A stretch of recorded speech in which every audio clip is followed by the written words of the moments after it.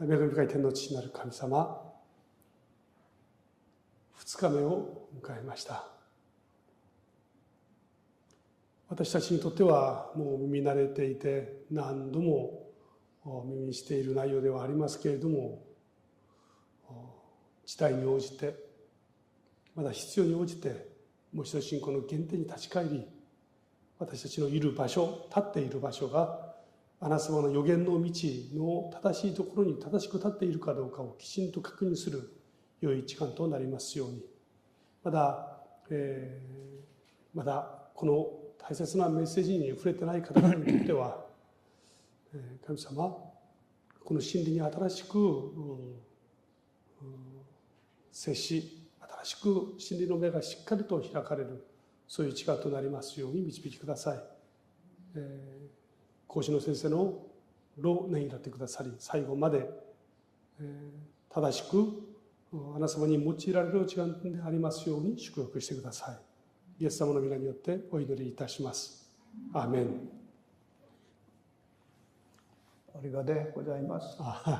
감사합니다. 지금 우리가 살고 있는 이 지구 인류의 역사는 선과 악이 싸우고 있는 그런 역사입니다. 私たちが今生きているこの地球の歴史はですね、霊的な善とそして悪の戦いの時代です。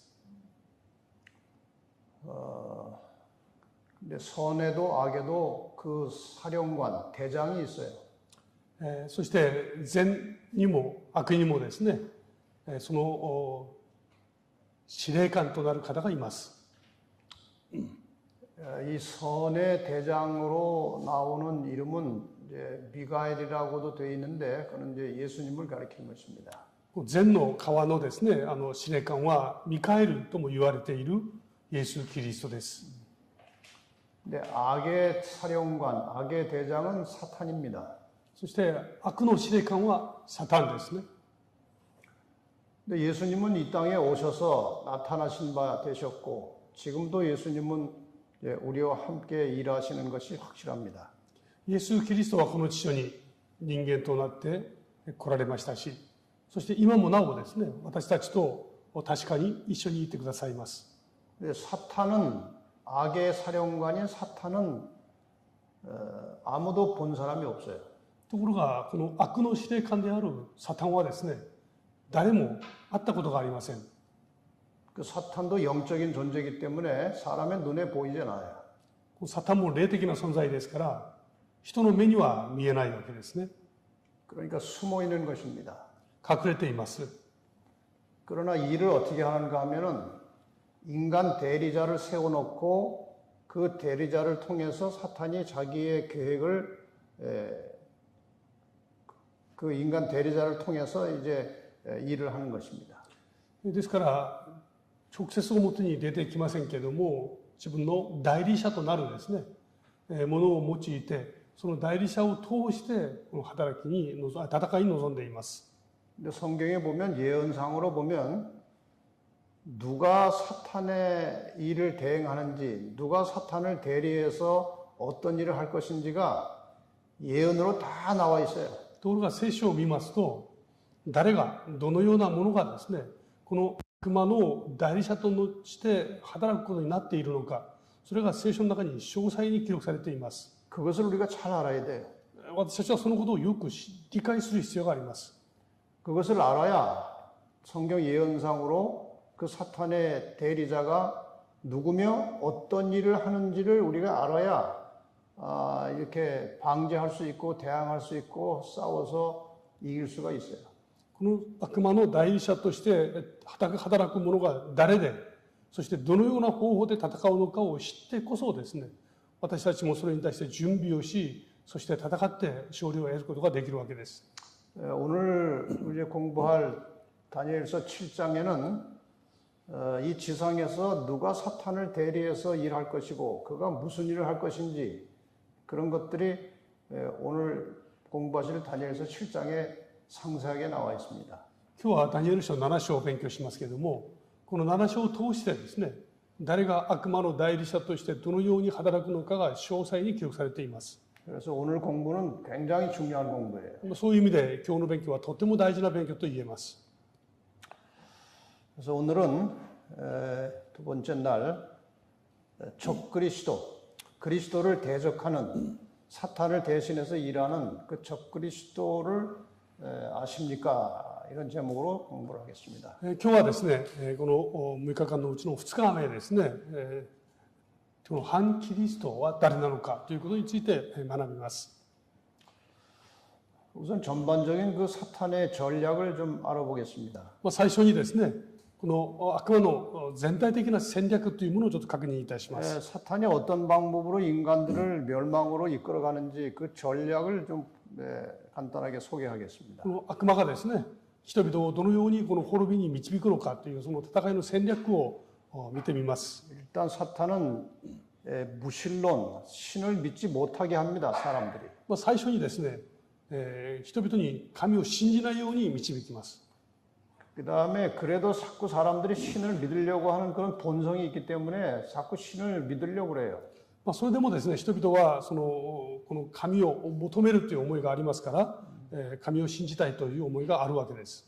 그래서 잡신들을 많이 만들어 놓습니다. そこでですね、あらゆる神をたくさん作ります。 지금 이 지구상에는 하나님을 믿는 기독교 외에 다른 잡신들이 많이 있어요. 全世界にはですね、キリスト以外にたくさんの数限りなくですね、たくさんのこの信仰があります。 그 잡신들이 여기저기 많이 나라마다 있고 민족마다 잡신들이 있는데 그 잡신들이 아무리 많아도 그 밑에 뿌리는 하나인데 그것이 사탄이에요.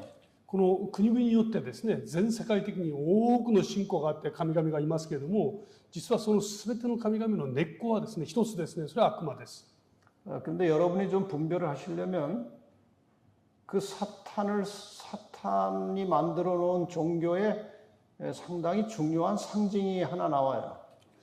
ところがですね、このたくさんの信仰がありますけれども、それはその共通した一つの象徴的なものが一つあるんですね。 그 상징이 뭔가 하면은 뱀이나 용이에요. でそれを象徴するものの一つがですね、分かりやすいものが蛇か竜というのがここに関わります。 여러분 일본에도 잡신들이 많이 있죠. 日本にもですね、たくさんの神々がいますよね。 그 잡신들을 깊이 들어가 보면 아마 그 중에 뱀이나 용 그림이 꽤 있을 거예요. でその中に入っていきますとですね、例えば蛇や竜なんていうのが関わることが結構ありますね。 뱀 그림 보신 적 있어요? 蛇の絵とかをご覧になったことありますでしょうか。 특별히 불교는 완전히 뱀이고 용이에요. 特にですね、この仏教というのはもう蛇、竜ですね。 그래서 우리가 이제 이 사탄이 만들어 놓은 종교가 많이 있는데 사람들이 그리로 다 빠져 들어가요. 悪魔はですね、今申し上げたようにたくさんの宗教を作っていますし、まだ多くの人々はですね、それに惑わされています。 근데 잡신을 믿지 않고 하나님을 믿는 사람들이 또 있다 이거죠. でその中でもですね、それらのものに惑わされずに神様を正しく信じる人々がいます。 그 하나님을 믿는 사람들은 사탄이 어떻게 끌고 가느냐? 성경의 진리와 교리를 이렇게 바꿔놓고 변경시켜 놓아서 잘못 믿도록 하는 것입니다. ですからこの神様を信じようとする人々を神様の中で悪魔はどのように働くかというと、教えられたその真理の中にですね、誤ったものを混ぜて、そして誤ったところに導きます。 그 오류와 이설 같은 것으로 사람들을 잘못 믿게 만드는 거예요. 誤った真理ですね、誤った教えをその真理の中に偽物として入れておきますね。 성경을 잘 모르고 그냥 하나님 믿는 겁니다.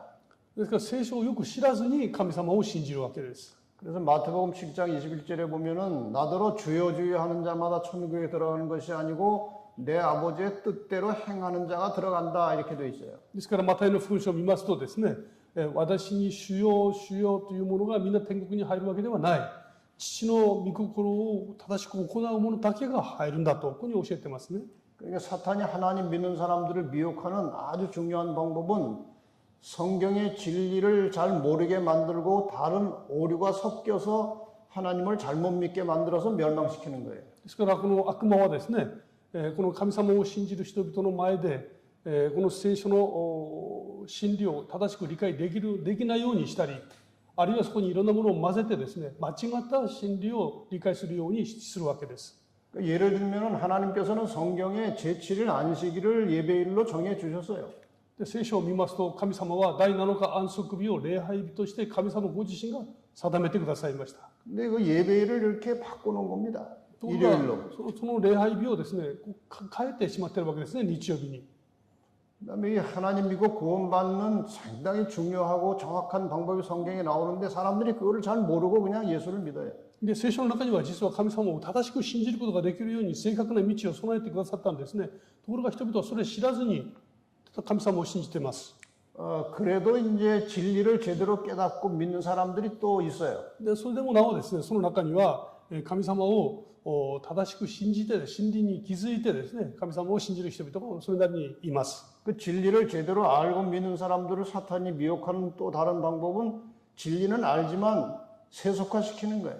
でその神様を信じて正しく真理に気づいた人々はですね、でこの人々を世俗化させてしまいます。 이 재림교회는 성경의 아주 정확한 진리를 많이 알고 있고 진리를 가르치고 있어요. このセブンス・アドベンチスト教会はですね、聖書の真理を正しく知っていますし、そしてそのことを正しくですね、また伝えています。 제가 지금 유튜브 방송을 하고 있습니다. 한국에서. 私は今ですね、韓国でYouTube によるその伝道働きをしています。 그리고 우리 재림교회 올바른 진리를 유튜브 방송을 통해서 이제 많이 내보내고 있어요. で、セブンス・アドベンチスト教会のですね、正しい真理をこの YouTube を通してたくさん知らせています。 그런데 일반 다른 교인들이 우리 안식일 교인 말고 다른 교인들이 그 방송들을 요새 많이 들어요. ところがそのST 教会の信徒のみならずですね、他の教会の方々もたくさんアクセスがあります。 근데 그분들이 이제 연락이 오는데 자기들이 그동안 잘못 믿고 있던 것을 이제 깨달았다는 거예요. で、その方々からたくさんの連絡をいただきますね。今まで神様を信じていましたけども、誤って信じていましたという連絡です。 그래서 교회 여러 사람들이 이제 우리 교회로 지금 자꾸 오고 있어요. 진리를 제대로 깨닫고. で、そこでその真理に気づいてですね、多くの方々が今この私たちの教会に戻ってきています。 근데 이미 이렇게 해서 진리를 깨닫고 이제 재림 교인으로 이 안식일 교회에 들어와 있는 교인들이 있어요. ですからそのように気づいてですね、ST 教会の中に入ってきている方々が最近たくさんいらっしゃいます。 사탄이 그런 사람들을 가만히 두지 않아요. 悪魔がそういう人々をですね、放っておきません。 진리를 알고 있어도 그 진리에 순종하지 않게 만드는 것입니다. つまり真理を知っていてもですね、そこに従わせないように仕向けます。 진리를 깨달았으면 진리대로 살아야 돼요. 真理に気づいたならば、それに従って生きるべきですね。 그 진리대로 안 살면 세속화되는 것입니다. その通りに従って生きなければ世俗化していきます。 교회는 다니지만 세상 사람과 다를 바가 별로 없어요. 教会に通ってますけども、世の中とあまり変わらないことになりますね。 그다음에 또 어떤 경우에는 광신적으로 만들어 버려요. で、もう一つはですね、狂信的に作ってしまいます。 그래가지고 다른 사람 자꾸 정죄하고. ですからそのことによって他の人を批判したりですね。 그리고 아주 너무 극성스럽게 야단스럽게 그냥 이 신앙을 하니까 가족들도 그런 사람 싫어하고 주변 사람들도 싫어해요. 信仰がどう過ぎてしまってですね、家族の中でも嫌われますし、周りからもですね、もう近づかない、誰も近づかないんですね。 그래서 우리는 이 신앙을 상당히 건전하게 균형지게 해야 됩니다. ですから私たちの信仰は健全にですね、バランスよく信じていく必要があります。 그래서 이런 진리를 알고 세속화되지도 않고 광신으로 가지도 않고 하나님 뜻대로 신실하게 순종하고 사는 사람들을 성경은 남은 자손이라 남은 자라 그럽니다. でこの神様を信じる人々の中でですね、世俗化せず、そして形式化せずですね、真実に御言葉に従って生きる人々を聖書は残りの民と教えています。 이 사람들이 결국 예수님 재림하실 때 이제 구원받을 사람들이에요. この人々がですね、イエス様が再臨される時に救われる人たちなんですね。 자, 그래서 우리는 예수를 믿어도 그냥 건성으로 믿으면 안 되고 성경을 정확하게 이해하고 역사를 확실하게 잘 보면서 올바른 길을 가야 되는 것입니다. ですから私たちがイエス様を信じる時はですね、適当に信じてはならないわけですね。真理を正しく知って、そしてその言葉に忠実に従って生きることが大事です。 이제 우리가 오늘 공부할 것은 이 누가 어떤 오류를 만들어서 퍼뜨려서 하나님을 잘못 믿게 하는지 오늘 그거를 좀 공부하려고 그래요. 今日はですね、誰が何をどのように変えてですね、そして誤った信仰に導くのか、それをしっかりと確認をしたいと思います。 이런 내용이 다니엘서 7장에 나옵니다. このような内容がですね、ダニエル書7章に出ています。 어제보다는 조금 더 어렵지만 여러분이 잘 들으시면 이해를 얼마든지 할 수 있어요. 今日はですね、昨日よりは少し難しい内容になってますけども、よく理解いただければと思います。 그래서 오늘 다니엘서 7장을 가지고 적그리스도에 대해서 설명을 좀 하겠습니다. 今日はダニエル書7章を通してですね、反キリストの正体について確認します。 우선 어제 공부하신 다니엘서 2장을 잠깐 복습하겠습니다. 昨日の学びましたダニエル2章の復習ですね。 어제 보신 이 느부갓네살 왕이 꾼 꿈에 이 금으로 된 머리는 바벨론을 상징하는 것이고요. 昨日ネブカデネザル王が見た夢の中に出てきますこの像のですね頭、これはバビロンを象徴しますね。 그다음에 은으로 된 가슴과 넓적다리는 바벨론을 멸망시킨 페르시아를 상징하는 것입니다. そしてこの銀のですね胸と両腕、これはバビロンを滅ぼしたペルシャです。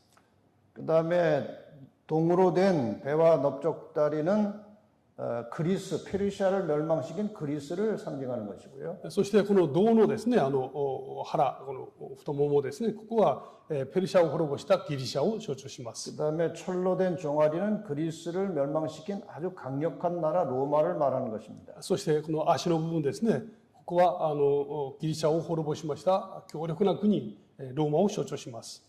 그다음에 철과 흙이 섞인 발은 로마에서 분열된 열국, 나누어진 나라 시대를 말하고 이것이 지금까지 이어져 내려오는 겁니다. そしてこの鉄と土が混ざってできたローマから分裂した国々ですね、この時代が今までつながってきています。 자, 그런데 이제 다니엘서 7장을 보면 지금 여러분이 여기에서 좀 주의하셔야 될 것은 나라가 4개가 나오고 그 다음에 열국으로 분열됐다는 거예요. ここで皆様が注意されるべきことはですね、4つの国が出てきて、でその後に10の国に分裂しているということですね。 바벨론부터 로마까지 4개의 나라가 나온 다음에 로마가 이제 열국으로 분열됐다는 것을 잘 머리에 두세요. このバビロンから始めてローマまで4つの国が出てきて、その後ローマが分裂してですね、この分裂した国々が出てくるというところです。 자, 근데 다니엘서 7장을 이제 보시면 ダニエル書7章を見ますと、 짐승이 4마리가 올라와요. この獣ですね、獣が4頭出てきます。 이제 그 바다에서 바람이 막 불면서 4번의 큰 바람이 일어나면서 짐승 4마리가 그 바다에서 올라오는 장면을 다니엘이 본 거예요. この海がですね、海で大きな風が起こってですね、この風とともに4頭の獣、つまり4つの国が上がってくるという幻をですね、ダニエルが見ました。 그래서 첫 번째 짐승은 이제 사자고요. で最初の獣はですね、この獅子ですね。 두 번째 짐승은 곰이고 で2頭目の獣は熊です。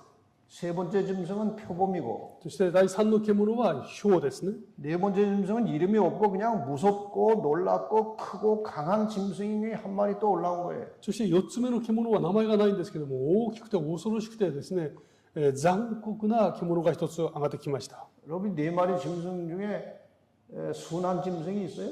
この4つの獣のうちですね、優しい獣があるでしょうか？ 이 네 짐승이 전부 다 사람까지 잡아먹는 아주 포악한 사나운 짐승들이에요. でこの4頭の獣がですね、人を襲う、人の命まで奪う非常に恐ろしい獣なんですね。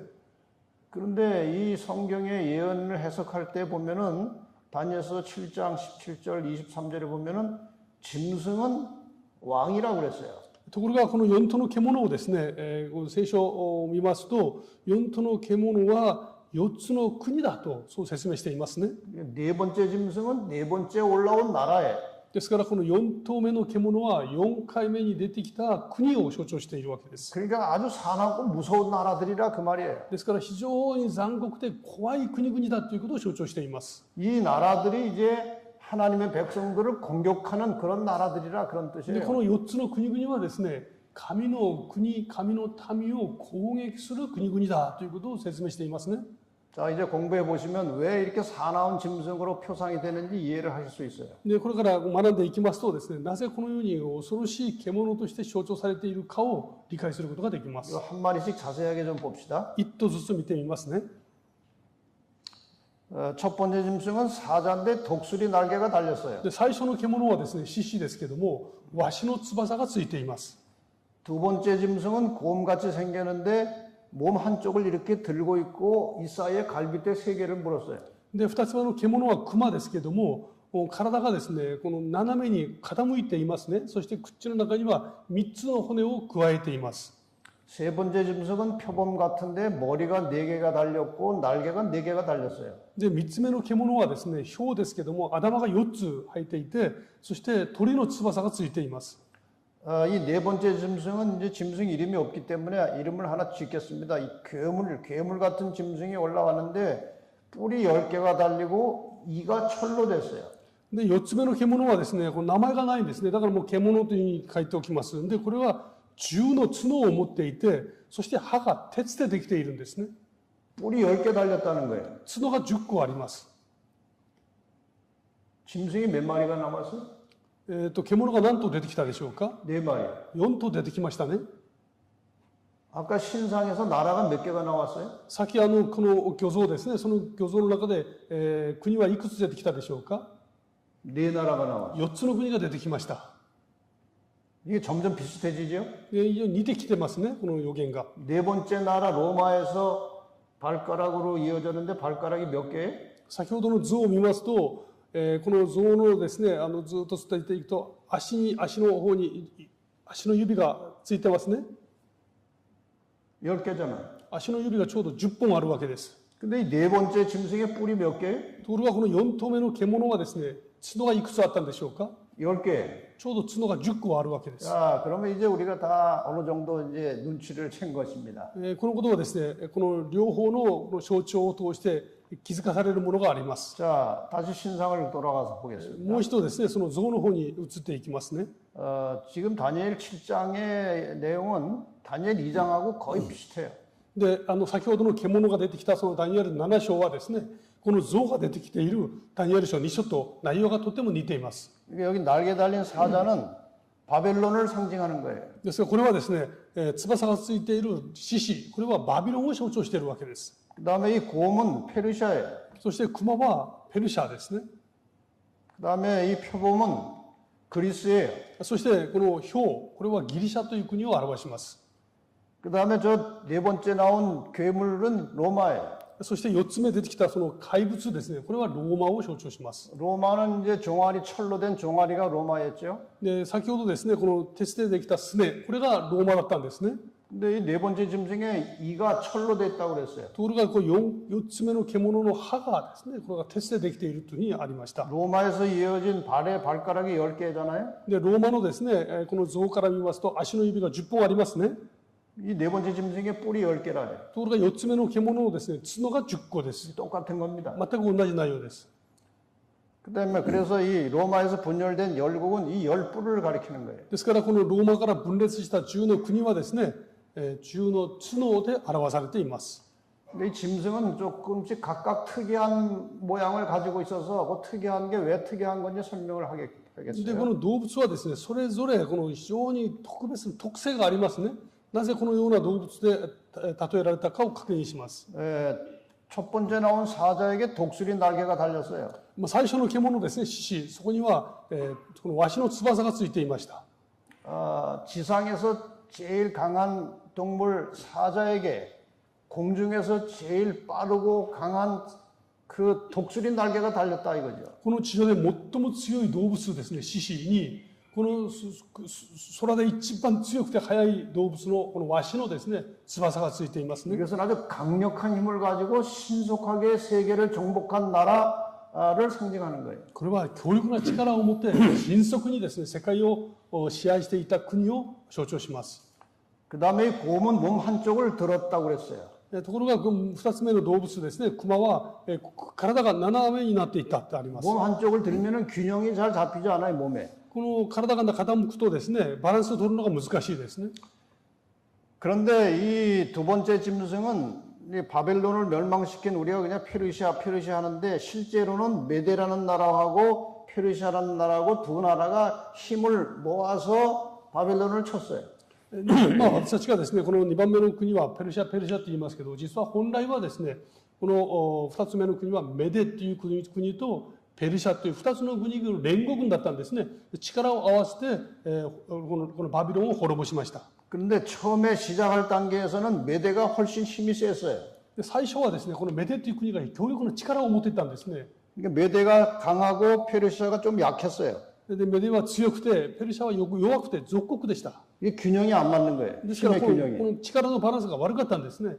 근데 나중에는 페르시아가 더 강해져가지고 페르시아가 커지고 메데가 약해졌어요. で後にはですね、このペルシャが強くなって、このメデが弱くなったんですね。 이게 세력 균형이 맞지 않은 것을 그 몸 한쪽을 들은 것으로 표현한 거예요. でこの両国のバランス、力のバランスが合わないものを熊がですね、体が傾いたというふうに表現しています。 결국 메데는 망하고 페르시아 왕국이 된 거예요. で結局ですね、このメデは滅びて、ペルシャがそれを、合併したんですね。 예.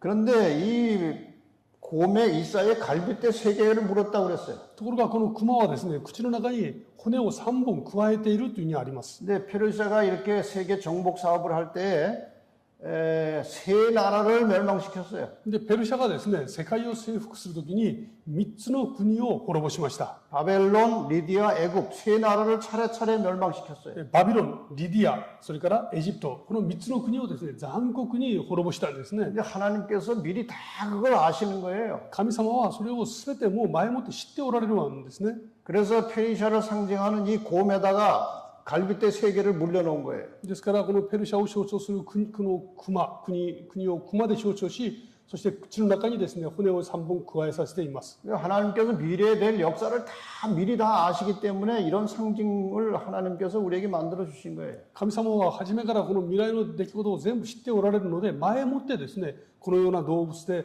このような予言を通して我々に教えてくださっていますね。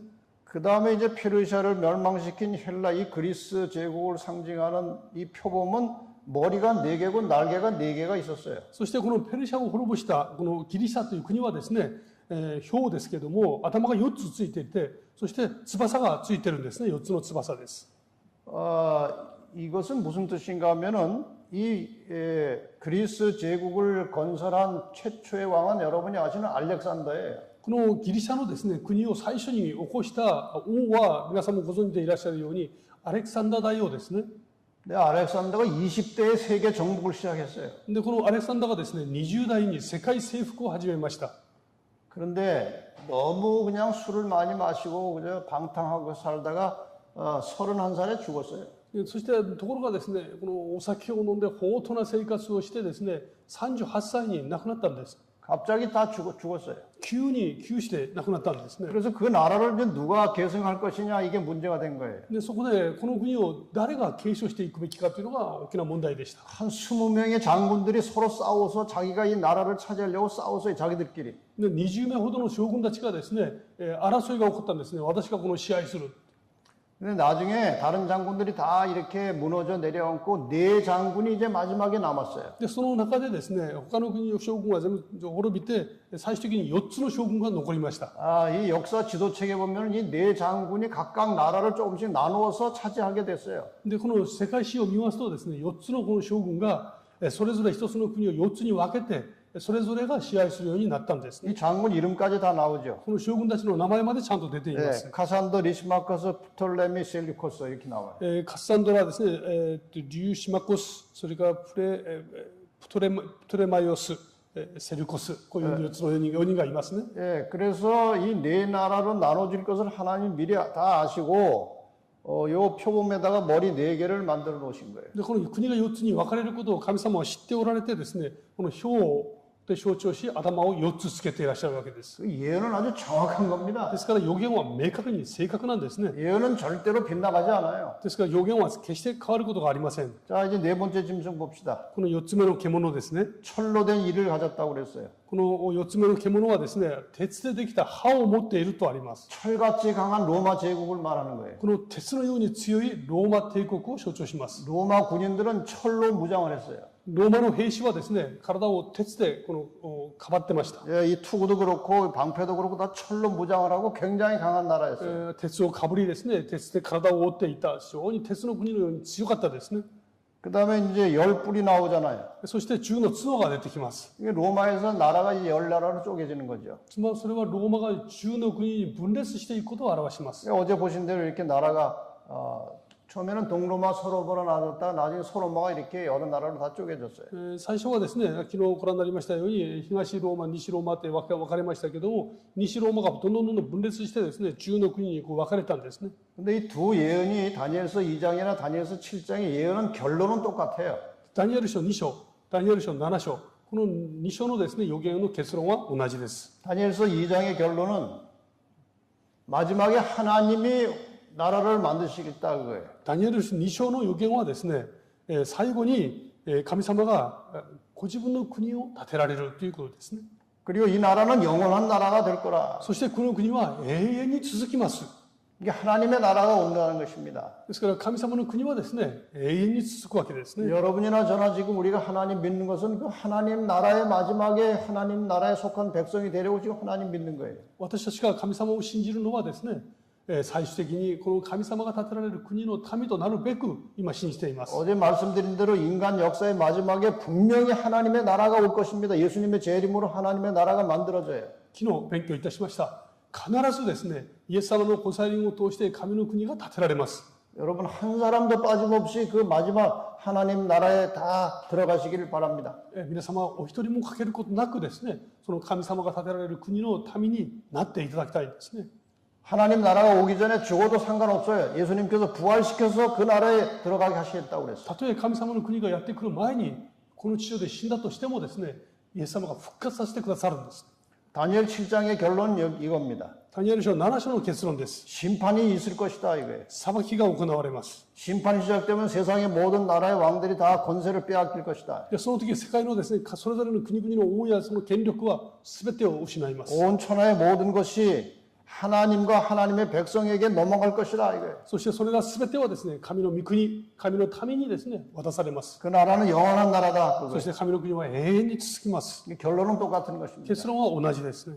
그러니까 다니엘서 2장은 예수님의 재림이 결론이고 ですからダニエル書2章はイエス様の再臨が結論ですし、 다니엘 7장의 결론은 심판이 결론이에요. ダニエル書7章はですね、神様の裁きが結論です。 그래서 결론을 말씀드리면 하나님을 대적하고 하나님의 백성을 핍박하는 죄 많은 인간 나라의 역사는 하나님의 심판과 재림으로 끝난다는 거예요. 結論を申し上げますとですね、神様に敵対してその民を迫害する世の罪の歴史は終わってですね、神の裁き、そしてイエス様の再臨で全ては終わるんだということです。 전체적인 흐름을 이해하시겠죠? 全体的な流れをお分かりいただきますね。 네. 제가 일본 교회에서 가끔 이렇게 옛날에 GS 때 이렇게 와서 설교를 하면은 마음으로는 다 그렇다고 하는데 겉으로는 그냥 가만히들 계세요. 私以前ですね、支部で働いておりましたけども、その時も日本に時々お尋ねいたしました。で、メッセージをお伝えするとですね、皆さんは心の中ではそうだと思ってもですね、表情は全く変わらないんですね。 지금 제가 말씀드린 거 이해가 됩니까? 今私が申し上げたのはお分かりでしょうか？ 이렇게라도 하세요. うなずいてくだされば通じますね。 네, 뭐 이건 넘어가겠습니다. ありがとうございます。 자, 그러면은 이제 다니엘서 7장을 좀 상세하게 풀어드릴 테니까 잘 들어보세요. じゃあダニエル書7章ですね、詳細に見ていきたいと思います。 다니엘서 7장에 짐승들이 나오잖아요. ダニエル書7章に獣が出てきましたね。 이건 다 악의 세력들이에요. これは全部悪の勢力です。 그림으로 좀 보여드리겠습니다. 絵でですね、ご紹介をいたします。 선은 예수님이 우리의 대장이십니다. この善というのはイエス様は私たちの指導者でいらっしゃいますね。 악은 사탄이 대장이에요. そして悪はですね、これはサタンです。 근데 악은 뱀이나 용으로 나와요. で、この悪というのは蛇あるいはサタン、竜で象徴されます。 예수님은 양으로 나와요. イエス・キリストは羊として表現されてますね。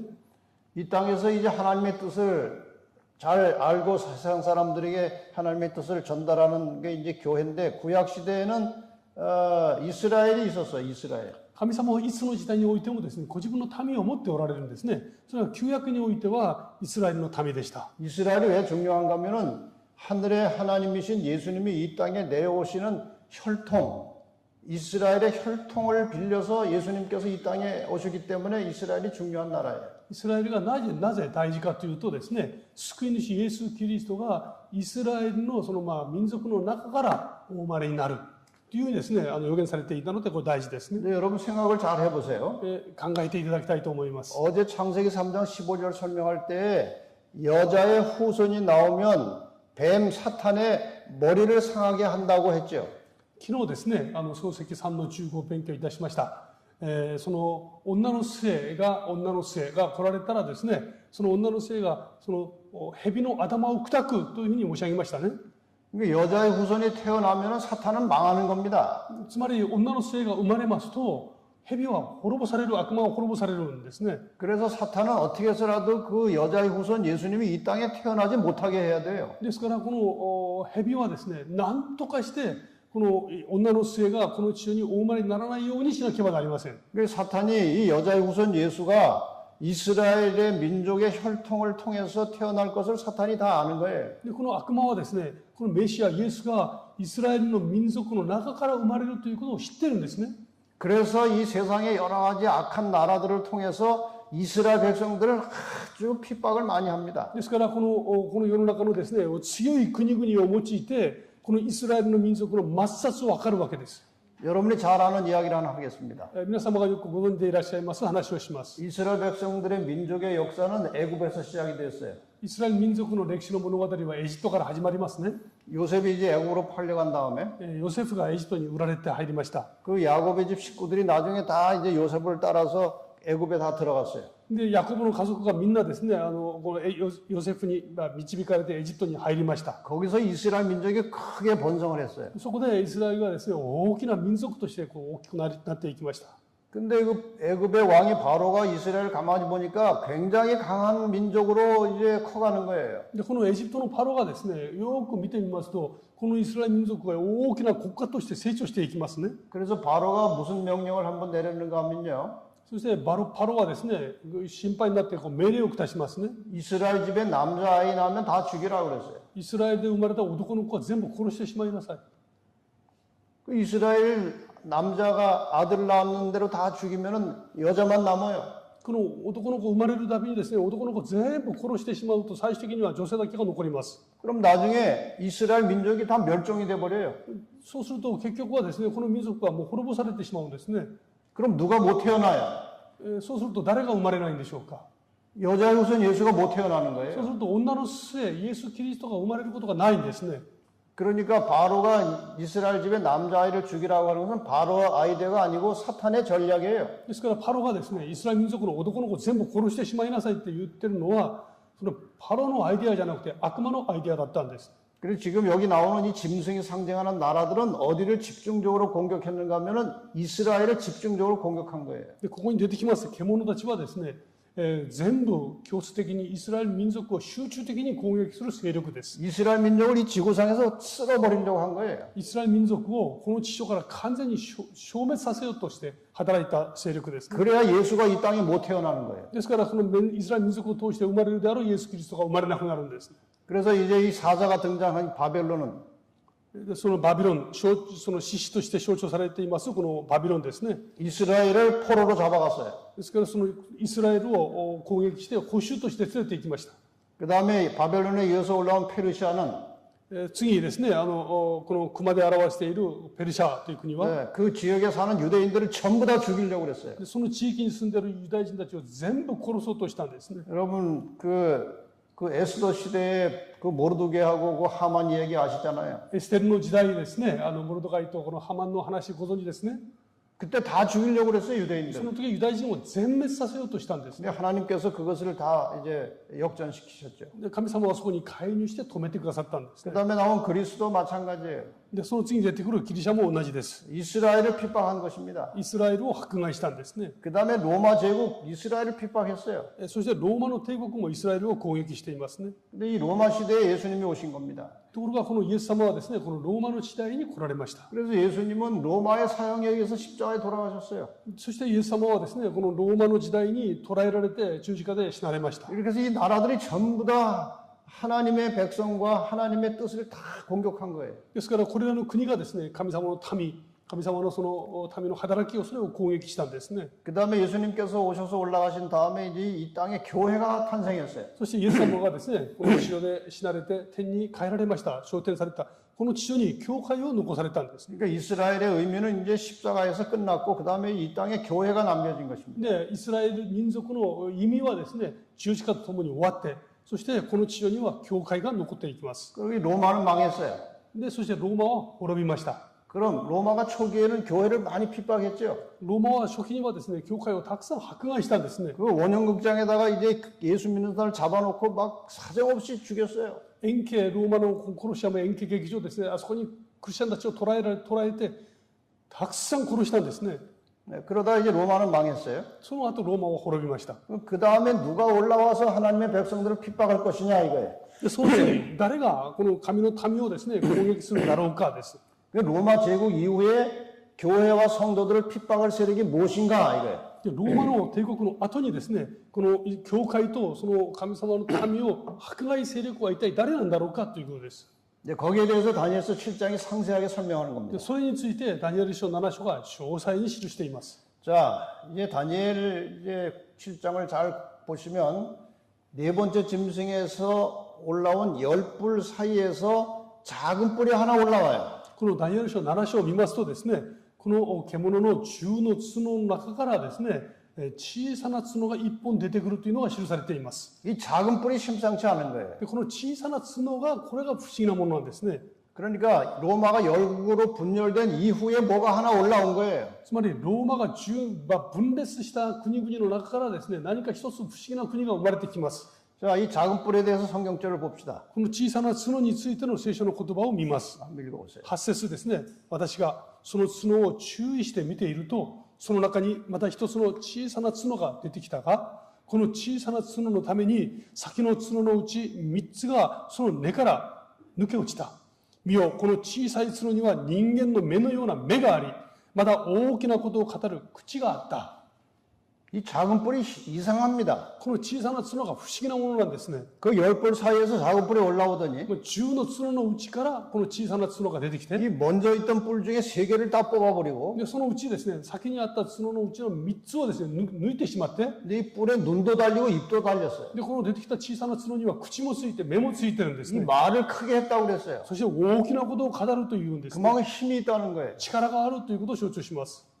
여기 보시는 대로 이제 이 짐승에게 10뿔이 달렸어요. この銃の獣のですね、銃の角がついてますね。 여기 작은 뿔이 올라왔어요. ここに小さな角が出てきました。 작은 뿔이 올라오는데 눈하고 입이 달린 뿔이 でこの 올라왔어요. 小さな角のところにですね、口と目がついていますね。 그런데 이 작은 뿔이 구체적으로 무슨 일을 할 것인지가 이제 24절, 25절에 나와요. ところがこの小さな角が具体的にどういう働きをするかがですね、24節、25節について書いています。 첫 번째, 세 왕을 복종시킨다고 그랬죠. で最初はですね、3つの国を滅ぼす、屈服させる。 두 번째는 말로 지극히 높으신 자를 대적한다고 그랬는데 그 지극히 높으신 자는 하나님이에요.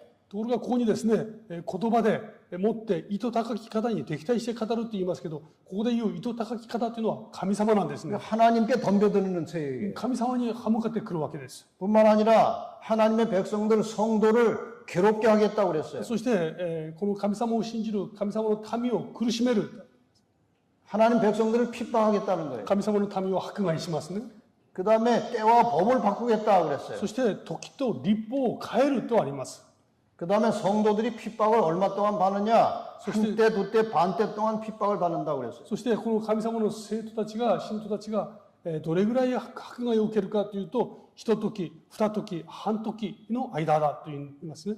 여러분, 그러면 이 작은 뿔이 누군지를 우리가 알아야 돼요. でそうすると我々はですね、この小さな角が誰かを知る必要があります。 오늘날 수많은 기독교인들이 작은 뿔이 누군지를 잘 모르기 때문에 속아 넘어가고 있어요. 今日ですね、多くのクリスチャンたちがこの小さな角が誰かを知らないので騙されていますね。 그럼 이 작은 뿔이 누군지 한번 이제 역사적으로 살펴보겠습니다. でこの小さな角は誰かというのを歴史上でしっかり確認します。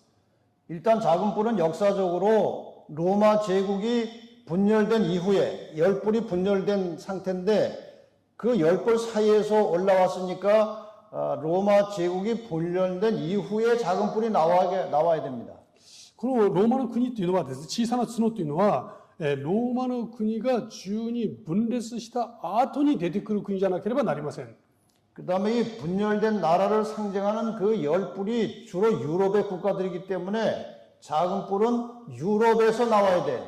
そしてこのローマのですね、国が分裂して分裂した国々ですけど、これの国々がヨーロッパの国々なんですね。ですからこの小さな角というのはヨーロッパの中から生まれてこないといけません。 그러니까 이 작은 뿔은 또 하나님의 백성들을 핍박하겠다 그렇기 때문에 역사적으로 하나님의 백성들을 죽이고 핍박한 그런 과거의 역사가 있어야 되는 겁니다. でこの小さな角はですね、神様の生徒らを悩ます、迫害するというふうに書いてありますから、この小さな角は実際の歴史をですね、神様を信じる人々を苦しめた歴史を持っている国じゃなければなりません。 이 세 가지에 적합하게 들어맞는 세력이 하나 있어요. この3つにですね、ピタッと当てはまる勢力が一つあります。 이건 제가 신문에서 확인했어요. これは私が新聞で、 한국의 중앙일보 신문이에요. 韓国の新聞でですね、こういう記事が出てきました。 읽어보세요. 西洋中世のカトリック教会は、すなわち世界そのものだった。ローマのバチカンは世界の政府であり、教皇は西ヨーロッパ全体の国家における元首であった。特に13世紀に入って教会の権限はその頂点に達した。教会の権限は世俗にまで拡大され、教会が全てを決定するに至った。 자, 그러니까 이 로마가 열국으로 분열된 이후에 아주 조그마한 세력으로 올라와서 세상을 지배하면서 하나님 백성들을 박해한 세력은 딱 하나인데 그게 로마 천주교 가톨릭이에요. ローマがですね、中の国に分裂して、そしてそこから出てきた小さなその一つの国が大きな力を持ってですね、そして神様の民を迫害して苦しめたというのは一つしかありません。それはローマカトリックですね。 이때는 로마 교황이 그 황제들도 이렇게 폐지할 수 있고 황제를 세우기도 한 굉장한 힘을 가진 그 중세 시대 역사가 있어요. この時はですね、このローマのカトリックのこの教皇がですね、このそれぞれの国々の皇帝まで自分で好きなように首にしたり変えたりすることができた圧倒的な力を持っていました。 다시 이제 이 그림으로 돌아가서 それを絵にちょっと戻っていきますね。 저 로마가 망한 후에 하나님의 백성들을 핍박하고 박해할 세력은 이제 열 뿔 사이에서 올라온 작은 뿔이죠. このローマが分裂してですね、そしてイスラエルの民がローマが滅びて、ローマが滅びて、そして出てきた国がイスラエルの民を迫害した、その一つの国ですね。それは小さな角から出てきた一つの国ですね。 이 작은 뿔이 이제 이 로마 이후에 하나님의 백성들을 핍박할 세력으로 여기 가르쳐 주신 것입니다. この小さな角、中の国から出てきた小さな国が、これがですね、イスラエル民を苦しめる勢力だということです。 그러니까 이제 중세 시대 이후에 하나님의 백성들을 핍박하고 하나님을 대적하는 세력은 역사적으로 교황권이 확실합니다. この中世時代にですね、ローマから分裂して出てきた小さな一つの国、しかもイスラエル民を、神様の民を迫害した、歴史の中で迫害した勢力は一つしかありません。 그럼 과연 이 교황의 이 작은 뿔이 상징하는 교황권이 아까 그 5가지 하는 일을 다 성취했는지 하나씩 제가 따져보겠습니다. でこの教皇権というのがですね、ローマの教皇権が先ほど条件がありましたね。その条件を全部満たすような勢力なのかどうかを確認します。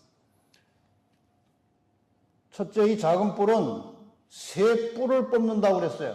この小さな角はですね、3つの角を引き抜くとあります。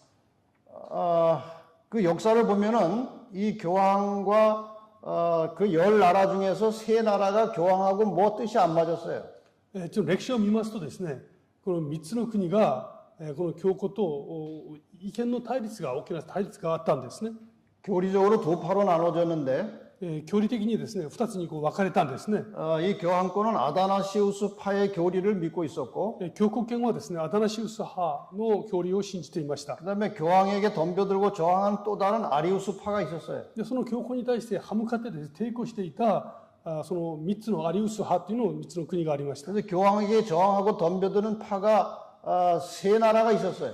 で、この教皇にですね、敵対する、挑戦する3つの国があったんですね。 그 세 나라가 헤룰리, 반달, 돈코트였습니다. ヘルリ、バンダル、東ゴートでした。 그 10나라 중에 세 나라가 교황한테 덤벼들었어요. この10の国のうちにこの3つの国がですね、教皇権に対して挑戦をしてきたんです。 그래서 이 동로마의 힘을 빌려가지고 이 세 나라를 교황이 차곡차곡 다 이렇게 멸망시켰어요. で、この教皇はですね、東ローマの力を借りて3つの国を一つずつ滅ぼしていったんですね。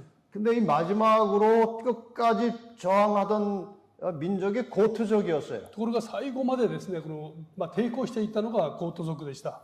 헤룰리는 493년에 정복을 했고 ヘルリは493年に征服しましたし、 반달은 534년에 정복을 バ 했고 ンダルは534年に征服しました。 근데 돈코트가 계속해서 이제 덤벼들고 있었어요. ところがその東ゴートは最後まで残っていました。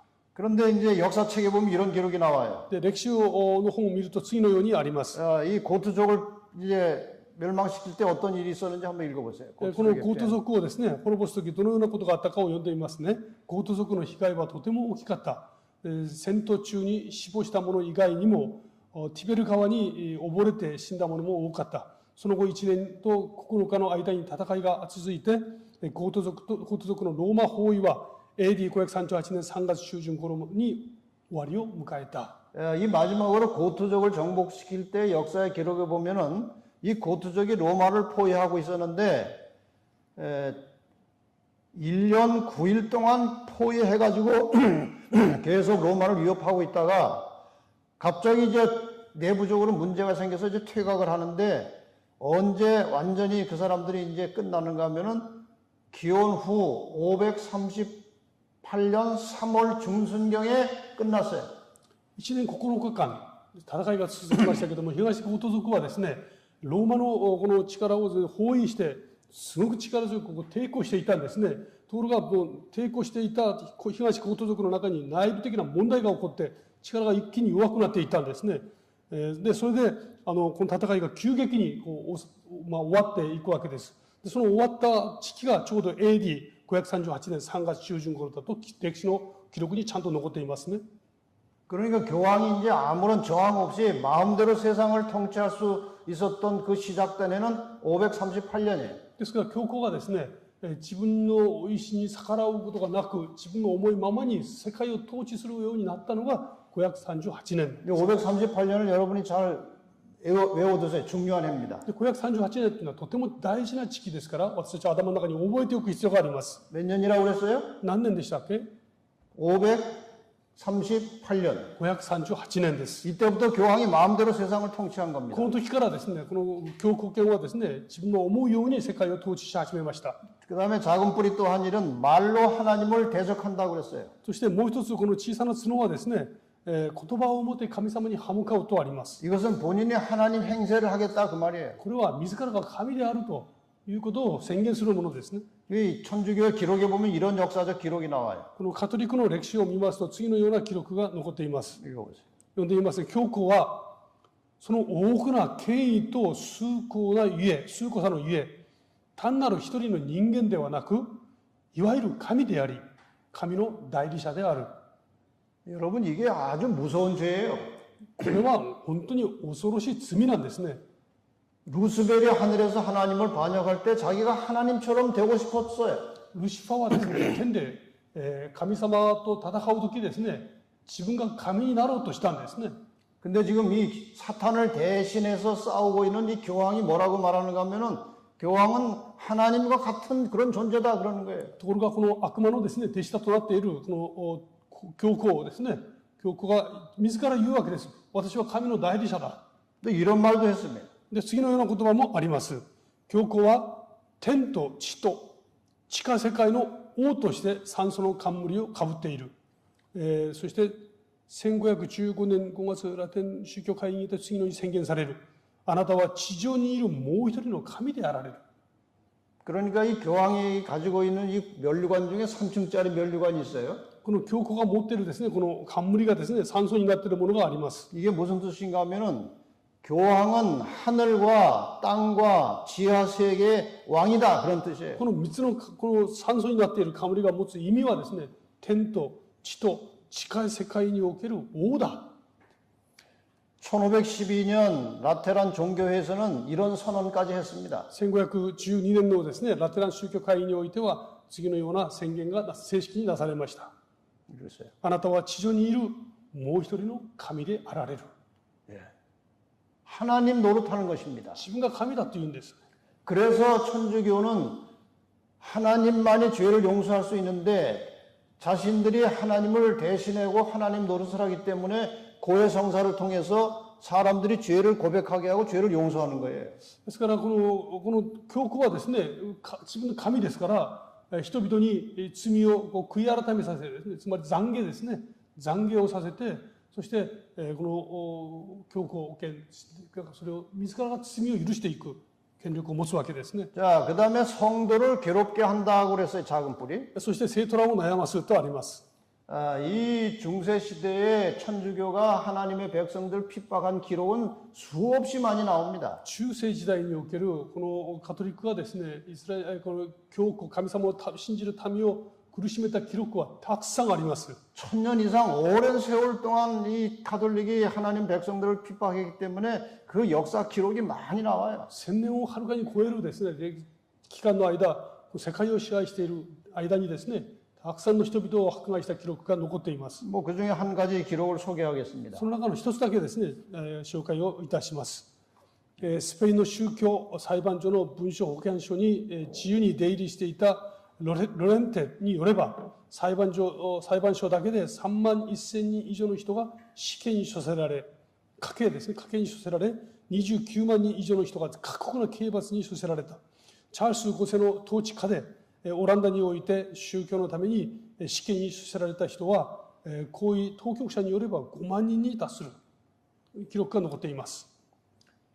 이렇게 해서 이건 스페인의 한쪽에서 한동안 일어났던 일이지만 세계적으로 굉장히 많은 그리스도인들이 죽임을 당했어요. この記録はスペインの中で行われていた一つの記録に過ぎません。この当時ですね、世界的には本当にたくさんの人々が殺されたんですね。 여기 그림을 보시면은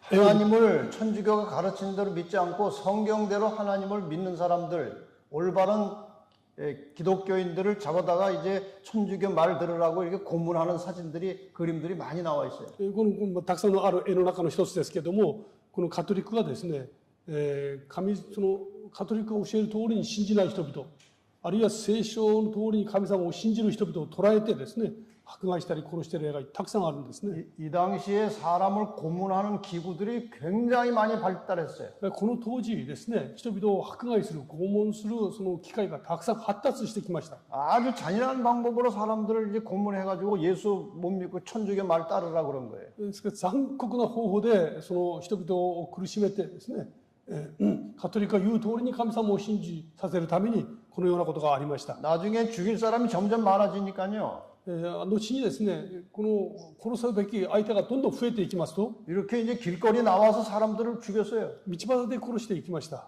예, 목 잘라 죽이고 매달아 죽이고 뭐 여러 가지 잔인한 방법으로 사람을 죽였어요. 公主刑だとかですね、ありとあらゆる方法で人々を殺していたんですね。 특히 가장 유명한 사건은 1572년에 성 바들롬의 축일 대학살 사건이라고 역사책에 나와요. その中でもですね、とても有名な虐殺がありましたけども、歴史書の本の中にも記録されています。1572年。 예, 이 성 바들롬의 축일에 이 가톨릭에서 개신교인들을 다 초대했어요. 우리 같이 이 축일에 즐기자 하고 이제 초대를 많이 했어요. この1572年ですね、聖バルトロマイの祝日にですね、カトリックがプロテスタントの人たちを招待したんですね。仲直りしよう。あなたたちと仲直りするから来てくださいとたくさんの招待をしました。 이제 그렇게 이제 한 자리에 모아놓고 で、一箇所に集めておいて、 그날 밤 12시 종이 울리면서 갑자기 가톨릭 교인들이 개신교인들을 죽이기 시작한 거예요. この夜中12時になった途端ですね、カトリックの人々がプロテスタントの人々を殺し始めたんですね。 2달 이상 죽였어요. 2ヶ月間殺しが続きました。 7만 명이 죽었어요. 7万人死んだとあります。 이런 일들을 하는 것입니다. このようなことが実際ありました。 이렇게 하나님 백성들을 핍박했어요. 작은 뿌리. ですからこの小さな角がですね、実際に神の民を迫害していたんですね。 그 다음에 작은 뿌리 또 하나 할 일은 때와 법을 변개한다 그랬어요. そしてもう一つですね、この小さな角がやるべきこと、時と法律立法を変える。 이것은 하나님의 법을 바꾸겠다는 거예요. これは神様の時を、立法を変えるということを意味しますね。 천주교 문서에는 이런 이제 글귀가 있어요. カトリックにはですね、このような次のような文書が残っています。教皇はその権威が人からではなく神から来たものであるから、神の立法を修正することができ、地上における神の代理者として、彼は自分の羊たちをつないだり、説いたりすることができる、最も大きな権威を持って行動する。 하나님의 법도 교황이 바꿀 수 있다는 거예요. 神様の立法もですね、教皇が変えることができると文書にあります。 그래서 교황을 다른 말로 법왕이라고도 합니다. 법왕. ですからこの教皇をですね、別の言葉で法王というふうに呼びます。 교황권이라는 말을 법왕권이라고도 하고 있어요. ですから教皇権という言葉を法王権というふうにも使っています。 교황이 마음대로 법을 망가뜨리고 폐지하고 법을 마음대로 만들고 그런 일을 하는 거예요. 법왕이. ですから教皇がですね、自分が好きなように法を入れたり変えたりすることができる法王なんですね。 하나님의 법과 하나님의 때를 바꾸겠다는 말이에요. 神様の法律も変えて、神様の時も変えられると言ってますね。 자, 그러면은 하나님의 법에 기록된 때가 있어요. 聖書の中にですね、神様の時に関する記録があるんですね。 하나님의 법은 대표적인 법은 십계명입니다. 神様が定められた立法の代表的なものは10回です。 이 하나님의 법 가운데 때 혹은 시간과 관련된 법이 하나 있는데 그것이 네 번째 계명이에요. 神様のですね、この法律の中に時に関する記されている立法が一つありますけど、それが第4の戒めですね。 이 안식일을 하나님의 법에 명시된 안식일을 바꾸겠다는 거예요. つまりこの神様の立法の中に示されています時、これを変えようとしてるんですね。 상당히 긴 역사 이야기가 있습니다만 결론만 말씀드리겠습니다. これはとても長い歴史があります。時間上ですね、結論だけ申し上げます。 하나님의 십계명이 출애굽기 20장에 나옵니다. 神様のですね、この10回、これが出エジプト記20章に記されています。 그런데 천주교는 교리 문답에 보면은 자기들 십계명이 따로 있어요. ところがカトリックはですね、カトリックの教える教理問答というところを見ますと、この自分たちの別の10回を持っています。 하나님의 십계명에는 네 번째 안식일을 지키라고 되어 있습니다. 神の戒めの中にはですね、大安息日を守りなさいとあります。 근데 여러분 천주교 십계명에는요 세 번째 계명에 주일을 지키라고 되어 있어요. ところがカトリックの10回にはですね、3番目になってて、主の日を守りなさいとあります。 분명히 성경에는 에스겔 20장 12절에 이렇게 기록되어 있습니다.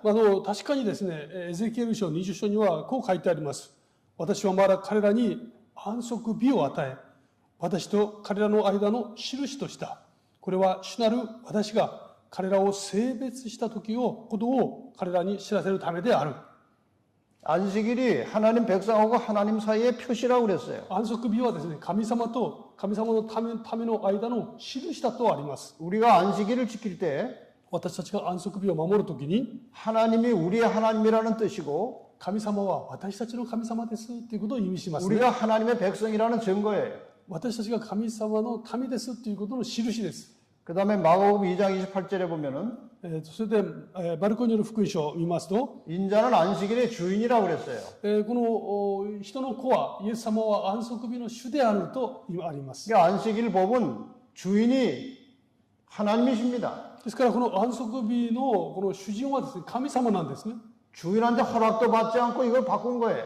主人に許可も得ずにですね、勝手に変えているわけです。 이 주의를 지키라고 하는 데 대한 이 좀 상세한 내용을 보면은 이 교리 문답서에 이렇게 나와 있어요. このカトリックでですね、主の日を守りなさいということに対する、教えですね、次の教え、次のようになっています。 이 천주교 교리 문답서는 제가 이제 조그만 책을 하나 가지고 있어요. この実はですね、このカトリックを信者になるとき学ぶ教理問答があるんですけども、それ私持ってますね。 여기 50페이지에 보면은 ここの50ページを見ますと、 문답이 이렇게 나와요. ここに質問と答えが書いてあります。 어느 날이 안식일이냐 이렇게 나와 문이. どの日が安息日ですかというふうにこう質問がありますね。 답은 뭐라고 나오는가 하면 토요일이 안식일이다 이렇게 나와요. 答えはですね、土曜日が安息日ですって書いてあります。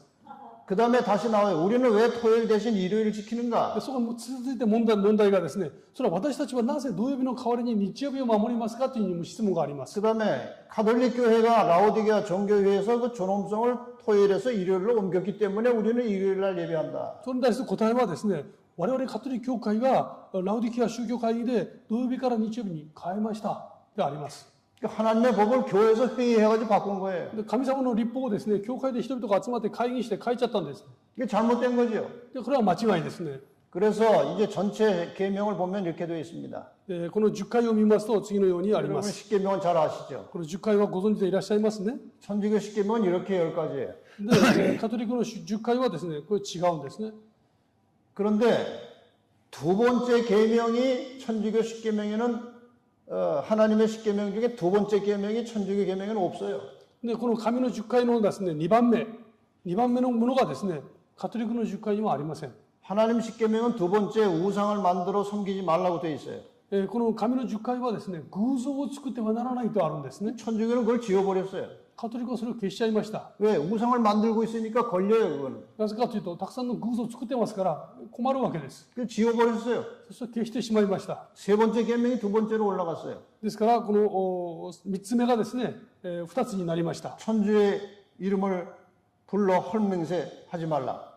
そのあなたの神、主の名を乱れに唱えてはならないですねとありますね。 그러니까 이제 네 번째가 세 번째로 올라온 거예요. 두 번째가 없어졌으니까. 4番目がですね、2つ目がなくなりましたから、4番目が3つ目にこう上がってきたわけです。 근데 나중에 가보니까 하나가 모자라는 거예요. 当然、この1つ足りなくなりますね。 두 번째를 지었으니까 하나가 모자라요. 2つ目を消しましたから足りないわけです。 그러니까 열째 계명을 두 개로 나눴어요. ですから10番目を2つに分けました。 십계명의 열째 계명은 네 이웃의 아내나 소유를 탐내지 말라 그랬어요.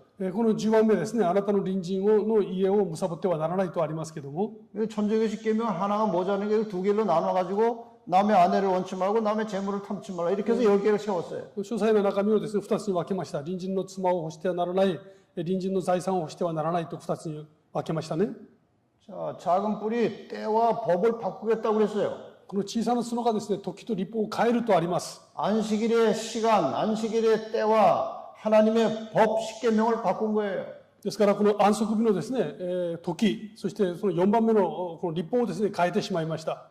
그러니까 이 예언도 천주교가 정확하게 성취한 것입니다. ですから、この予言もですね、カトリックは正確に成就させたんですね。 그 다음에 한 때와 두 때와 반 때 동안 성도를 핍박하겠다고 그랬어요. そして、もう一つですね、一時、二時、半時の間に、この生徒らを悩ますとありま 이거는 す。 핍박하는 기간을 말하는 거예요. これは迫害した期間を言います。 그런데 이 때라고 하는 말이 어려운 말이에요. ところが、この時という言葉が難しいんですね。 그런데 여기 단서가, 이 해석할 수 있는 단서가 다니엘 11장 13절에 나와요. この解釈することができる、この、ものがですね、ダニエル11の13に出てきますけれども、問題はですね、이게 문제가 약이 틀립니다. 일본하고 조금. 그래요? 때하고 패가 두 개로 안 나눠지지가 않습니다. 근데 원래 이 성경에 원래 이제 말은 몇 때, 몇 해가 똑같다는 거예요. 実はですね、実は私は別の聖書の言葉を引用していますけれども、韓国語の聖書と日本語の聖書の訳が多少違うところがあってですね、韓国語の聖書、つまりこの聖書はですね、時、そして年という言葉が2つ並行して並んでるんですね。時と年というのが。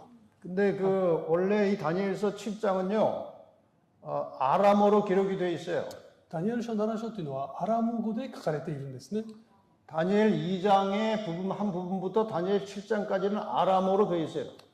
ダニエル書2장에서 네, 2장에서부터 7장까지 아람어로 되어 있어요. ダニエル書2章から7章までがですね、アラム語で記録されています。 근데 아람어로 이 때라고 하는 말이 무슨 말인가 하면은 でこのアラム語で時という言葉の意味があるんですね。 이단이라고 되어 있어요. 이단. これは一旦という言葉がアラム語が使われています。 그 이단이라고 하는 말은 어떤 해, 년 그런 거예요. で、この一旦という言葉は実はもう一つの意味を持っていまして、それは年、年という意味を持ちます。 그러니까 이 한 때라고 하는 것은 한 1년을 말하는 거예요.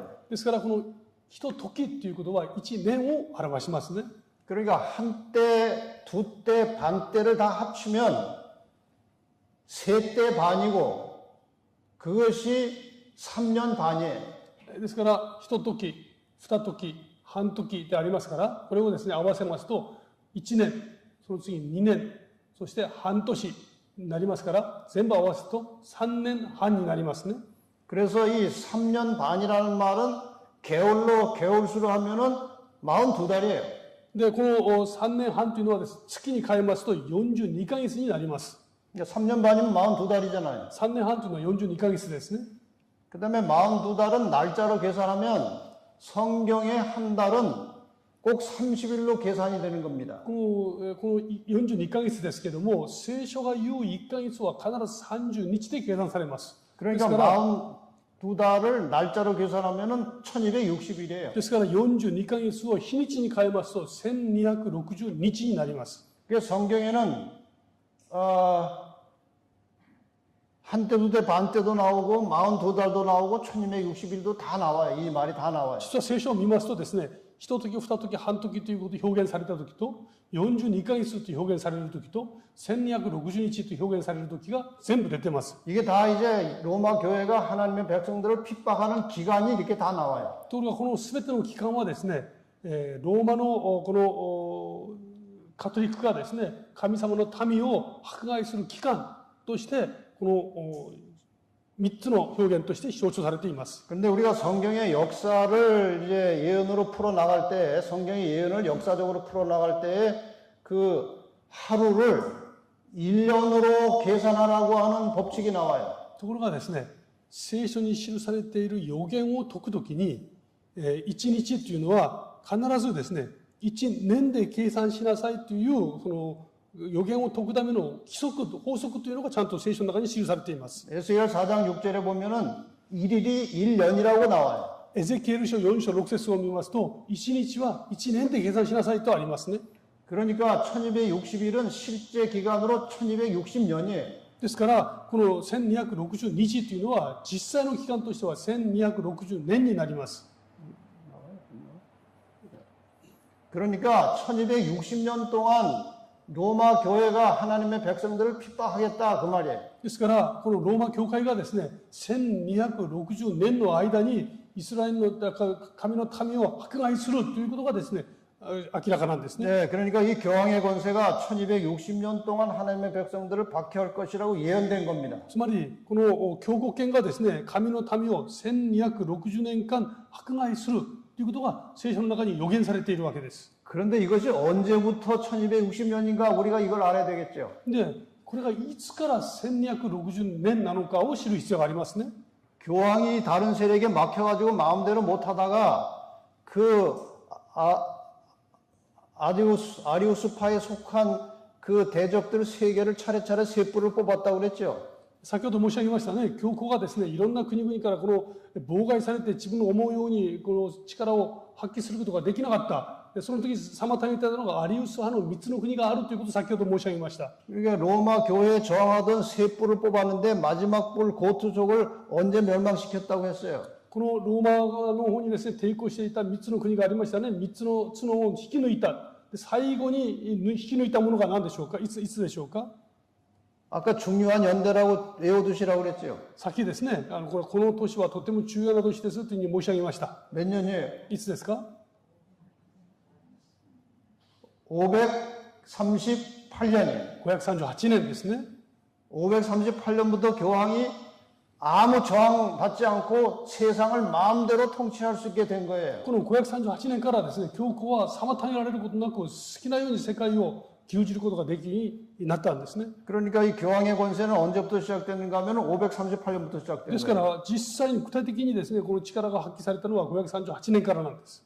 근데 언제 교황이 더 이상 힘을 못 쓰고 망하게 됐느냐 하는 거예요. で、この教皇がですね、いつその力を失って滅びてしまったのか。 지금 여러분이 보시는 저 그림은 교황 비오 6세가 프랑스에 잡혀가서 감옥에 갇혀 있는 상태예요. ここのですね、一つの絵がありますけれども、これはですね、最後の教皇、ピウス6世がフランスに捕まって連れて行かれてですね、刑務所の中に寝かされている絵です。 언제 잡혀가는가 하면 1798년에 잡혀갔어요. いつ捕らえられて連れて行かれたかというと、1798年ですね。 죽기는 그 다음에 1799년에 죽었어요. 死んだのはその翌年に死にました。 근데 잡혀간 때부터 이미 아무런 힘이 없는 거예요. もうしかし、捕虜となって連れて行かれる時からその全ての力を失っていますね。 1798년 가가지고 이제 교황이 이제 몰락을 한 겁니다. 1798年に教皇は完全に没落をしたんですね。 자, 그러면 이제 우리가 계산할 수 있어요. そうすると我々が計算することができます。 538년에 교황권이 이제 세워지고 마음대로 행세할 수 있게 됐습니다. この538年間、538年にですね、この教区権は自立して自分の力を発揮することができました。 그러다가 1798년에 이제 교황이 몰락했어요. そして1798年にこの教区権はですね、完全に没落したんですね。 그러니까 이 기간이 이제 교황이 활동한 기간이에요. でこの期間が教皇が活動した期間なんですね。 계산해 보세요. 몇 년인가? これ計算してみてください。何年になるのか。 정확하게 1260년입니다. 正確に1260年なんですね。 성경 예언은 정확한 거예요. 聖書の予言が明確に合ってますね。 그래서 다니엘서 7장에 예언된 적그리스도 작은 뿔이 교황이라고 하는 사실은 100% 사실이에요. ですからこのダニエル書7章に書いてあります小さな角、これはですね、他ならぬ教皇権であるということは間違いないわけですね。 100%。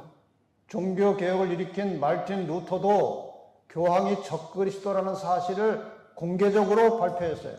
宗教改革を行ったマーティン・ルターですね。マーティン・ルターもそれを公に明確に言っています。このパウロが第2のテサロニケ2章3節から4節に次のようにありますね。すべて神と呼ばれたり、拝まれたりする者に反抗して立ち上がり、自ら神の宮に座して自分は神だと宣言すると記録された存在はここにいる。反キリストである不法の者、すなわち滅びの子がいる。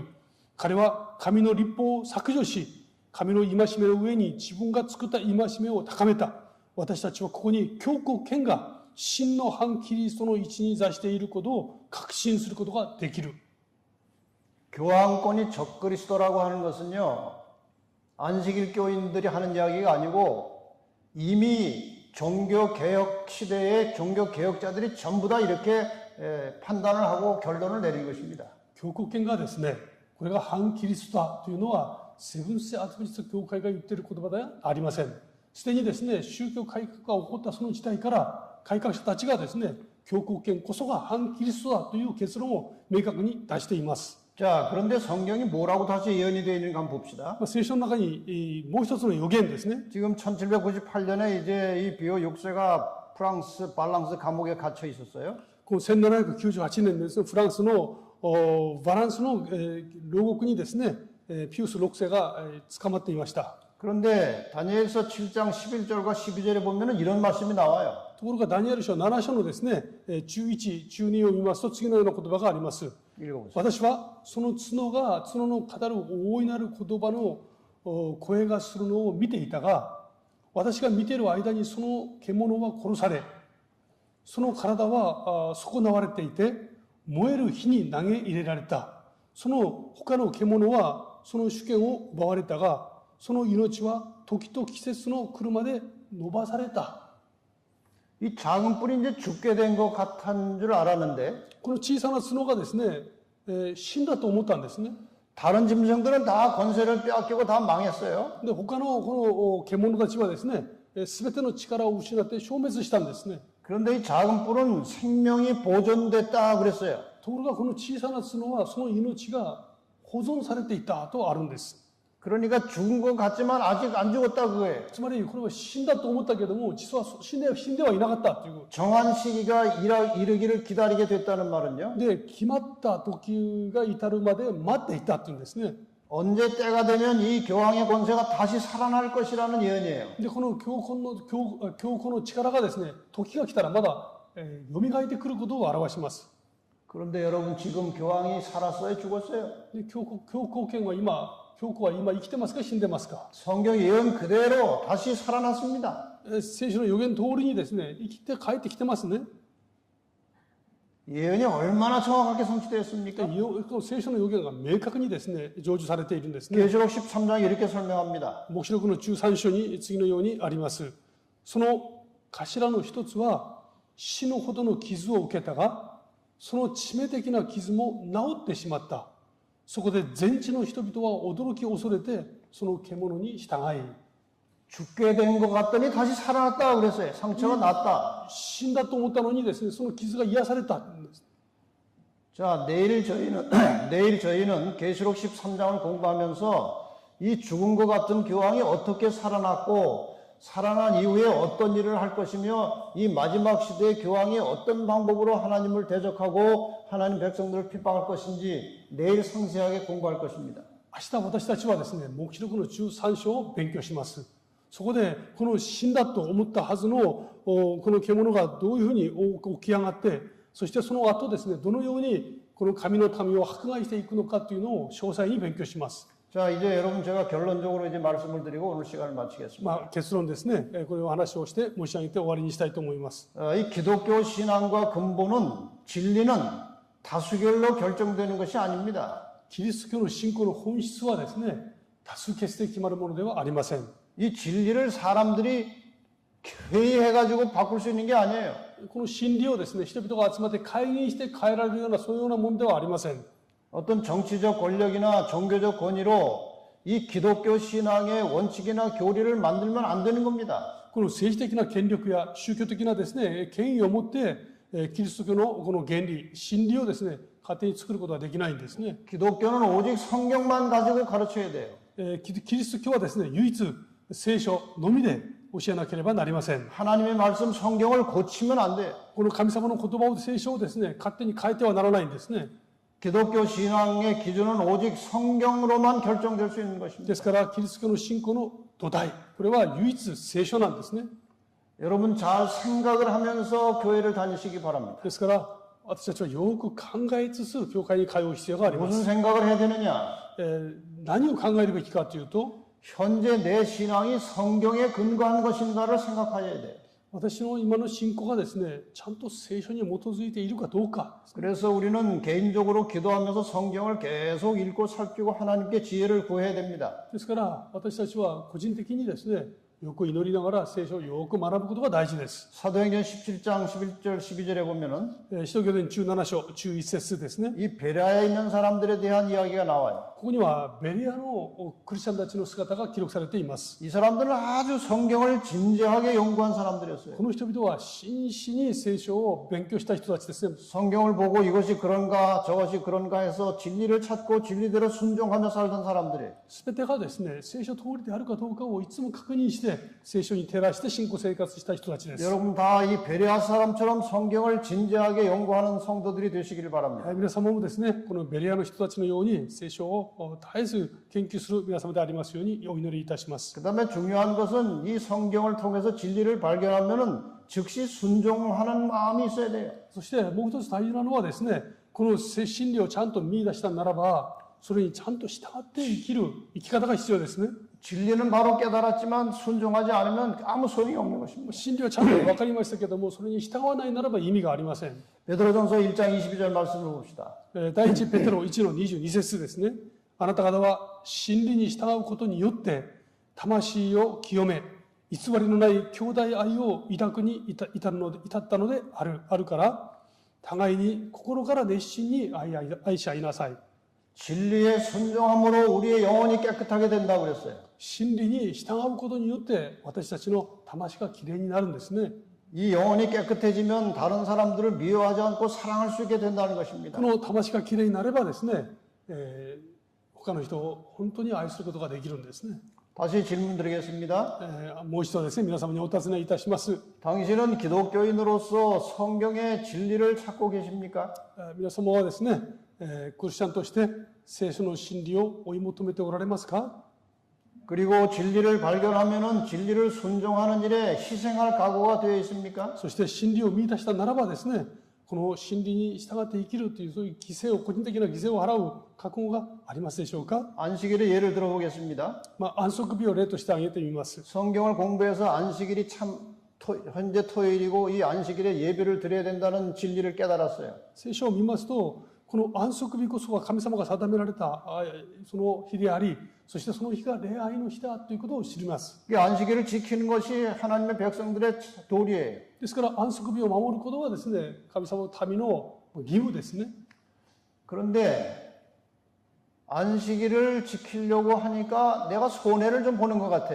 ところが安息日を守ろうとするとですね、自分にマイナスが生じるわけです。 그럼 안식일을 지킬 때 손해가 될지라도 그 손해를 감수하고 희생하면서라도 진리대로 따를 마음이 있습니까? 그거예요.で、そうなった時ですね、例えばこの真理、神様の真理に従えば、まあちょっと損するけれども、損することがあろうとも神様の御言葉に従って生きる覚悟があるかどうかが問われるんですね。 예를 하나 드리겠습니다. 一つ例を挙げてお話しします。 제가 이제 안식일에 이제 집에서 나와서 교회를 가려고 나왔는데 私が安息日ですね、教会に行こうと思って今出てきました。 어떤 사람들은 저한테 와가지고 ある人が私に来てですね、 우리 급한 일이 하나 생겼는데 와서 한 3시간만 도와주시면 1,000만 원을 드리겠습니다. 그러는 거예요. いや、とっても今急なことがあって、来て3時間だけ助けてくだされば、100万円お渡しします。 제가 갈까요? 안 갈까요? 私は行くでしょうか、行かないでしょうか。 1,000만 원 아니라 1억 원을 준다고 해도 저는 안 갑니다. 100万円どころかですね、1000万くれても私は行きません。 하나님의 말씀을 순종하는 일에 있어서는 절대로 양보하면 안 돼요. 神様の御言葉に従っていくということにおいてですね、私たちは譲るべきではないんですね。 목숨까지라도 바칠 각오가 되어 있어야 하는 것입니다. 命までも差し出すぐらいの覚悟が私たちには必要なんですね。 그래서 세 번째 질문이 이겁니다. ですから3つ目の質問はこうです。 하나님 말씀 순종하는데 희생이 필요한데 그 희생이 죽음이라면은 목숨까지 내버릴 만한 순교자의 신앙을 가지고 있느냐 하는 거예요. 神様の御言葉に従っていくために必要なものが犠牲であるならばですね、その犠牲のために例えば命まで差し出す殉教者としてのその決心が私たちにあるのかどうかですね。 우리 믿음의 선조들이 그 로마의 교회 박해에서 많이 죽었어요. 私たちの信仰の先祖たちがですね、ローマの迫害の中でたくさん命を奪われました。 그러니까 예수를 믿다가 잡혀가면은 기회를 한번 줬습니다. イエス様を信じてですね、そして捕まっていくとみんな機会をくれるわけです。 네가 지금 믿고 있는 거를 포기하고 하나님 말을 듣지 않으면은 살려주겠다 그거예요. 今あなたがこの信じていることを諦めれば命は助けてやる。 교회가 말하는 대로 시키면 살려주겠다 이거예요. 我々の教会が言う通りにすればあなたは死なずに済む。 많은 사람들이 그거 포기하고 다 죽었어요. 多くの人々がそれを諦めてですね、命を奪われました。 부활의 확신을 가지고 죽었어요. 復活の確信を持ってですね、死んでいたんですね。 예수님께서 이런 말씀을 하셨거든요. イエス様がこのように語られました。自分の命を得ている者はそれを失い、私のために自分の命を失っている者はそれを得るであろう。 우선 살기 위해서 자기 목숨을 구하기 위해서 진리를 포기하는 자는 죽을 것이고 끝까지 목숨을 걸고 하나님께 나가는 자는 살 것이다 그 말이에요. この目先の命を得るためにですね、真理を放棄する者はやがてそれを命を失い、しかし命をも恐れずですね、神様の真理に生きる人は必ずそれを得ることができる。 예수님께서 이렇게 말씀하셨어요. イエス様は次のようにおっしゃいました。それからイエスは弟子たちに言われた。誰でも私についていきたいと思うなら自分を捨て、自分の十字架を追うて私に従ってきなさい。 예수님께서 너희가 나를 따라오려거든 자기 십자가를 지고 나를 따라오라고 그랬어요. 私に従いたいならば十字架を背負って私に来なさいとおっしゃいました。 요즘에 많은 기독교인들이 예수 믿고 구원받는 것은 좋은데 예수를 따라가는데 십자가를 짊어지고 가는 것은 싫어합니다. この日多くのクリスチャンたちがイエス様を信じていますけれども、イエス様に従っていくために十字架を背負うことは拒否感がありますね。 여기 그림을 잘 보시기 바랍니다. ここの絵がありますけどよく見ていただきたいです。 이 부활절에 이제 행사를 하는 거예요. 부활절 행사. これ復活祭のですね、セレモニーなんですね。 예수님의 이제 순환 주간에 이제 십자가를 짊어지고 이제 가는 것입니다. イエス様の苦難週にですね、十字架を背負って歩いてるんです。 근데 이 사람 얼굴을 내가 이제 가려놨는데 この人の顔をちょっと私隠しておきました。 힘이 하나도 안 들어요. 십자가를 짊어지고 가는데. この人ですね、全く苦しくないんですね。 아, 저 무거운 십자가를 짊어지고 가는데 어떻게 저게 힘이 하나도 안 들까 얼굴에는. この十字架のですね、重い十字架を背負っているのに顔の表情は全然苦しくないんですね。 아, 그런데 밑에다 보니까 바퀴를 달아놨어요. 십자가에다가. あとで下を見たらですね、そこにちゃんとこのタイヤというか車輪がついてるんですね。 다른 사진도 보니까 바퀴를 달아놨어요. 십자가 지는데. 他の写真を見たらちゃんと車輪がついてるんです。 이게 요즘 그리스도인들의 모습이에요. これが最近今日のですね、クリスチャンたちの姿なんですね。 십자가를 바퀴 달고 가는 거예요. 쉽게. この十字架にですね、車輪をつけてたやすく運んでいるんですね。 그래가지고는 하나님 나라에 가기가 쉽지 않습니다. これではですね、真のクリスチャンとは言えません。 예수를 따라가려면 십자가를 지고 어떤 희생도 각오해야 돼요. イエス様に従うならばですね、自ら犠牲を払う覚悟が必要ですね。 로마서 8장 17절에 ローマ書8章17節ですね。もし子であれば相続人でもある。神の相続人であればあって、キリストと栄光を共にするために苦難をも共にしている以上、キリストと共同の相続人なのである。 자, 여러분 십자가를 짊어지실 각오를 하고 계십니까? 皆様はですね、十字架を背負って歩まれる覚悟がおありでしょうか。 마지막 시대에 교황권이 다시 힘을 얻고 일어났어요. 終わりの時代にですね、教国権は傷を負っていましたけども生き返ってきました。 내일 공부하시겠지만 다시 하나님의 참 백성들, 계명을 지키는 백성들을 핍박할 것입니다. 明日勉強しますけれども、もう一度ですね、神様を信じる民に対する迫害を働きます。 지금 우리가 십자가를 짊어질 각오가 되어 있지 않고 어떤 핍박이 있어도 하나님 뜻대로 살고자 하는 결심이 없으면 나중에 핍박이 올 때 다 넘어질 겁니다. ですから私たちが今ですね、いかなる犠牲をも払う覚悟がないならばですね、この神様を民を迫害する時が来た時にみんなやめるはずです。 십자가를 진다는 것이 무엇인가요? 十字架を背負うとは何かですね。 읽으세요. 十字架を追うということは、十字架を背負うということは主のように生きることを言います。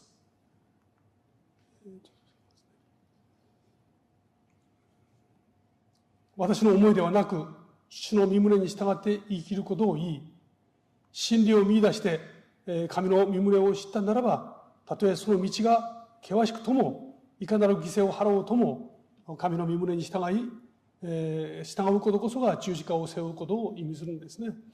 十字架の道は険しくても苦しいものですが、最後にたどり着くところは、栄光の冠が待っています。主は十字架の上で、死なれたように真理である主に従って生きることは、命をも差し出すことを意味します。自分の命を得ている者はそれを失い、私のために自分の命を失っている者はそれを得るであろう。十字架を背負うことは、主と共に十字架に釘付けられることです。そのように、自我に死ぬとき、平和と慰めが与えられるのです。十字架を背負うとは、主のみを見つめることを言います。 여러분, 예수님께서 우리를 구원하시기 위해서 죄짐을 짊어지시고 십자가에 돌아가셨습니다. イエス様は私たちの罪を背負うためにですね、十字架を背負って死んでくださいました。 너희가 나를 통해서 구원을 받았으면 너희도 십자가를 지고 나를 따르라고 말씀하십니다. あなたが本当に救いを得たならばですね、あなた方も十字架を背負って私に従いなさいとおっしゃいます。 중세시대에 하나님의 교회와 성도들을 핍박하던 그 교황의 권세가 마지막에 다시 살아났습니다. この中世時代ですね、神の民を苦しめていたあの力がですね、今蘇っていますね。 역사의 마지막에 다시 한번 이 사탄이 하나님의 백성을 핍박할 것입니다. この歴史の終わりの時にですね、この勢力は神の民の対して迫害を働くはずです。 기간이 길지는 않을 겁니다. 決してその期間は長くはないはずです。 아주 짧은 기간이지만 아주 격렬한 박해를 하려고 지금 사탄이 준비하고 있어요. この短い期間であろうけれども、強烈なですね、迫害を働こうと思って今、破綻は準備しているんですね。 내일 우리가 그 공부를 하겠습니다. 明日、私たちはそのことについて学びます。 여러분 끝까지 하나님께 충성하는 그리스도인들이 되시기를 바랍니다. 皆様ですね、最後まで神様に従う民であるようにお祈りいたします。 내일은 짐승의 표 환란과 666에 대해서 공부하겠습니다. 明日はですね、獣の印と666について勉強いたします。最後にお祈りをしてですね、終わりにいたします。